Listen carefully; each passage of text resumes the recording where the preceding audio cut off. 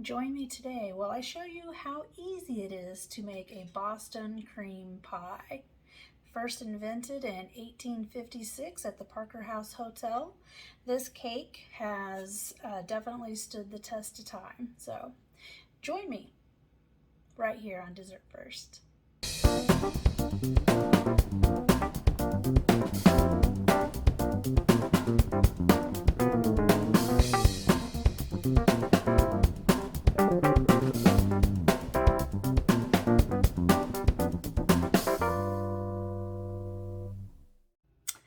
Hello friends and welcome back.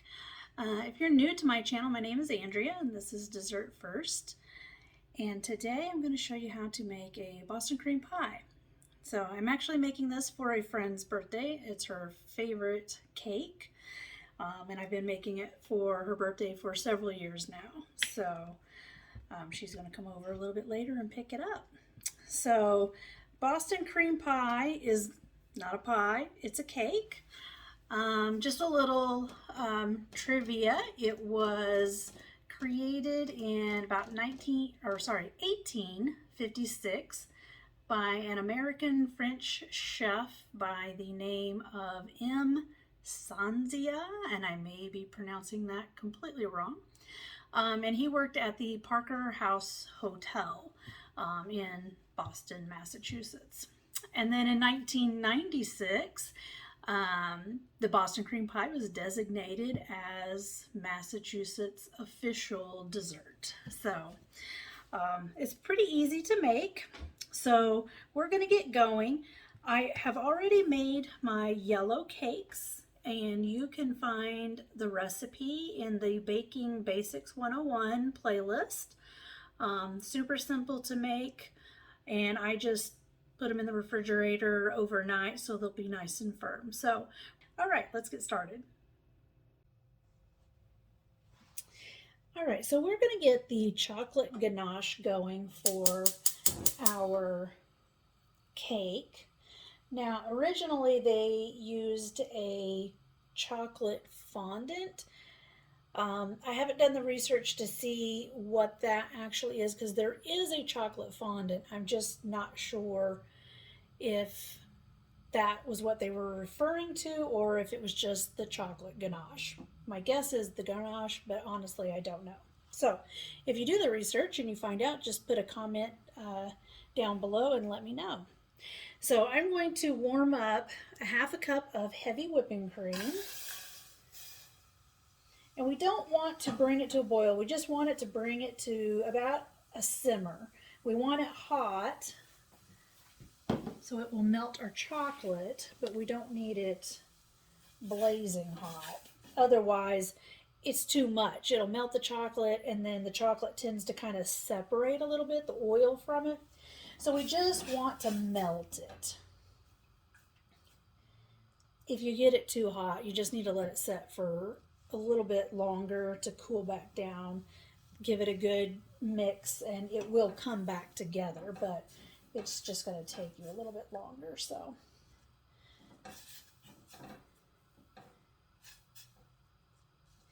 and I'm using 8 ounces of dark chocolate. I'm just using this chocolate. I like the melting wafers. They work great. So, and we're just getting a little bit of simmer on the sides right now.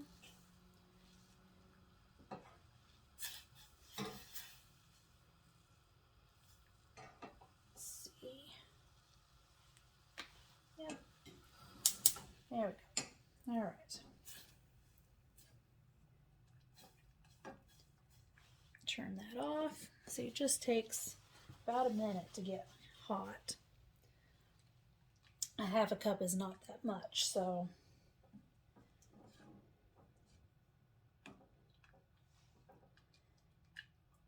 and this chocolate melts fairly easy.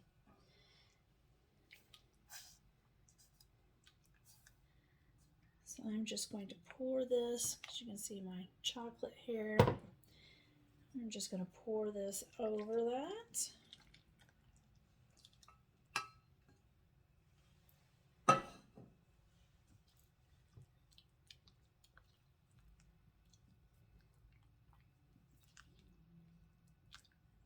kind of mix it.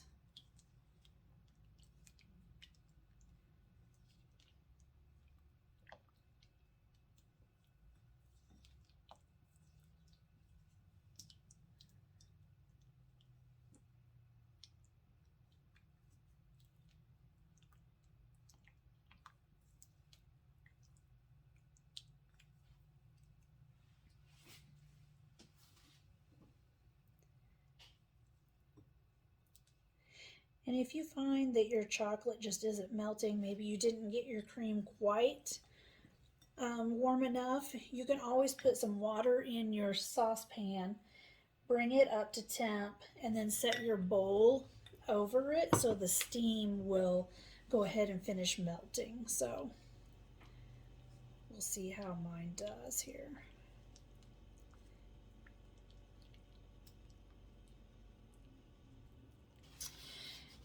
So the pastry cream chilled, and I chilled it overnight, and then I just pulled the plastic off and used a good heavy spoon here just to kind of mix it up. You know, it kind of sets up in kind of a chunk, so that's not going to work to spread on your cake. So just give it a good mix. I did let it set out for about 45 minutes just to kind of knock that chill off of it. So now it's much easier. It's going to be more spreadable there. So I've got my first cake layer. I made these in 2 layers in 2 10-inch round pans. You could do, with this recipe, you could do 3 8-inch rounds, even 4 6-inch, although I would not stack that high for a Boston cream pie, because unless you're going to put dowels in it to hold it in place, because the pastry cream is not really sticky. It's not going to set up like a buttercream will, so you could have some shifting in your cake. So really, and traditionally, it was just a 2-layer cake with pastry cream in between. So we're going to just put a bunch on here.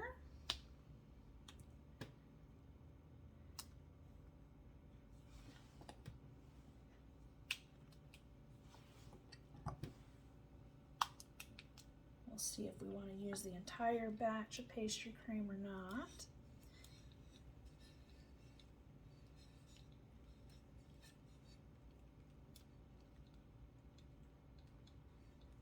Because this cake does not have a frosting,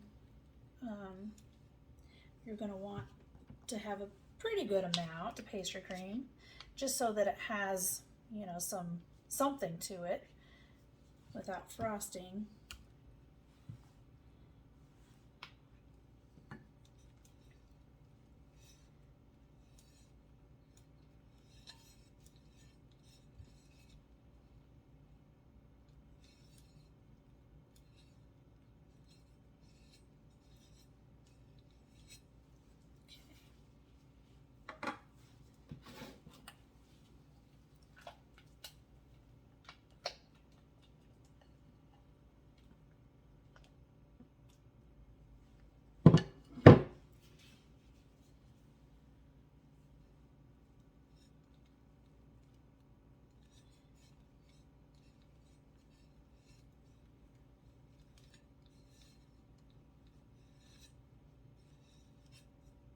All right, so we used almost the entire batch.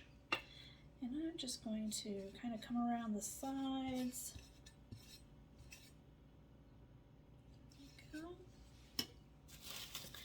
And then we're going to take the other layer, and I'm going to put it, I'm going to use the bottom as the top because it's a little flatter. I mean, it's flat, but it's just a little bit smoother of a surface there. Just a tiny bit, so let's make sure we don't have any gaps.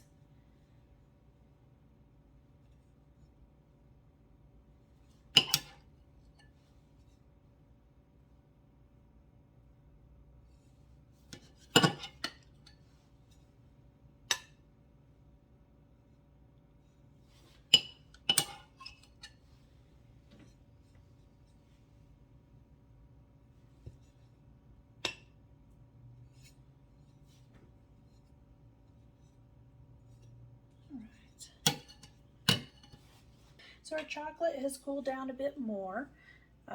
It's definitely gotten a little bit thicker, so we're going to go ahead and pour it on. Our cake is still fairly cool, so that's going to help to firm the ganache up a bit more too. So let's just pour some on here.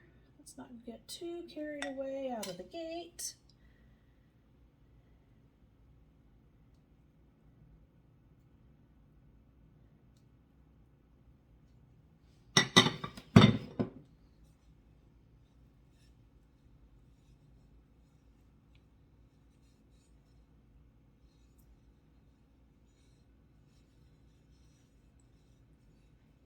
All the way to the edge.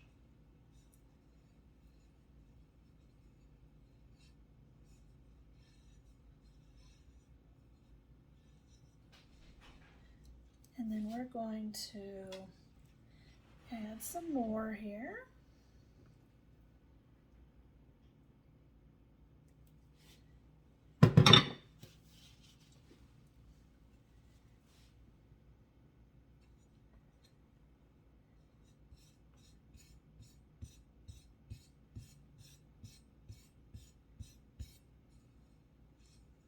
Just let some of it kind of fall on the sides a little bit. We just want a nice coat on the top. Don't want it too thin. All right, now we're just going to add the rest.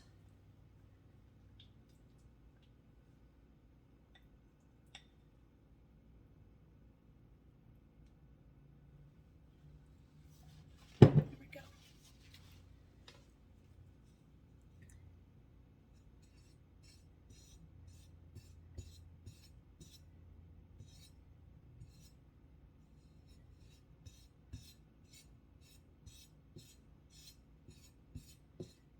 We're just kind of giving it a little bit of pressure just to bring it out from the center to the sides so that it can kind of run a little bit on the sides. Okay. And then we're just going to kind of give it a little bit of a swirl here. There we go. There we go. So we're going to let it set here for just a bit, and then we'll clean it off the edges. There we go. All right. So I'll finish cleaning up the cake stand once it's cooled down a little bit more, but that's all there is to it. It's a super simple cake